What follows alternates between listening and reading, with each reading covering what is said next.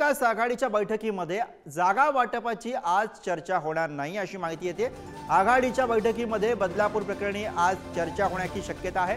राज्यामधील महिला सुरक्षा प्रश्नावरती आज चर्चा होईल अशा स्वरूपाची माहिती पुढे येते। महायुती सरकारच्या कारभाराबद्दल नाराजी व्यक्त करण्यात आली आहे आणि या प्रकरणी महाविकास आघाडी आता भूमिका ठरवणार आहे अशी नवी माहिती या बैठकीबद्दल सध्या समोर येते आहे।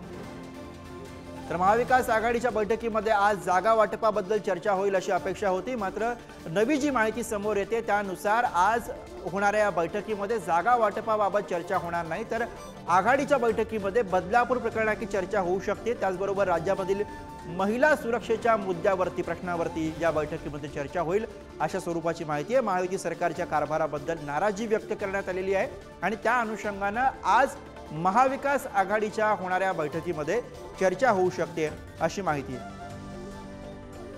तर बदलापूरमध्ये मोठ्या प्रमाणामध्ये आपल्याला आंदोलन पाहायला मिळालं, जनक्षोभ रस्त्यावरती उसळलेला होता आणि त्यावरती आता मुख्यमंत्री शिंदे यांची प्रतिक्रिया आलेली आहे। राजकीय दृष्टीने प्रेरित असलेलं हे आंदोलन होतं असं मुख्यमंत्र्यांनी म्हटलेलं आहे आणि त्या पार्श्वभूमीवरती आज जेव्हा महाविकास आघाडीच्या नेत्यांची बैठक होते तेव्हा या बैठकीमध्ये प्रामुख्यानं बदलापूरच्या प्रकरणावरती चर्चा होईल, राज्यातील महिला सुरक्षेच्या मुद्द्यावरती चर्चा होईल अशी माहिती समोर येते आणि त्यामुळे अर्थातच याला महत्त्व आहे। महायुती सरकारच्या कारभाराबद्दल नाराजी व्यक्त करण्यात आलेली आहे आणि त्यामुळे आजच्या या बैठकीमध्ये काय मुद्दे समोर येतात, काय स्ट्रॅटेजी समोर येते महाविकास आघाडीची हे पाहावं लागणार आहे।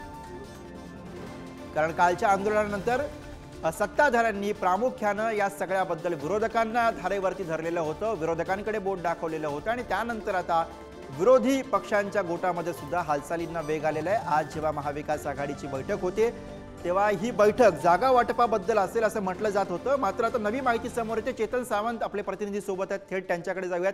चेतन, आजच्या बैठकीतला प्रमुख अजेंडा हा बदलापूर आणि एकूणच महिला सुरक्षेचा असेल अशी नवी माहिती येते, काय अधिक तपशील? एकदम बरोबर बोलत आहे गुरु, कारण की ज्याप्रमाणे आपण पाहिलं असेल काल जे चित्र होतं बदलापूरचं, खरखर हे सरकार कशा प्रकारे सरकारचं नियोजन आहे, कशा प्रकारे कायदा सुव्यवस्थेकडे सरकारचं लक्ष आहे, या सगळ्या बाबतीत आता विरोधकांकडनं प्रश्न निर्माण केले जात आहे आणि या संदर्भातच खरं तर आज जी बैठक होती महाविकास आघाडीची, या बैठकीत आता हा मुद्दा घेण्यात येत आहे। खरं तर ही बैठक होती, ही पूर्वनियोजित बैठक होती। ही बैठक विधानसभेच्या जागा वाटपासंदर्भात किंवा जागेंच्या अदलाबदली संदर्भात ही बैठक होणार होती।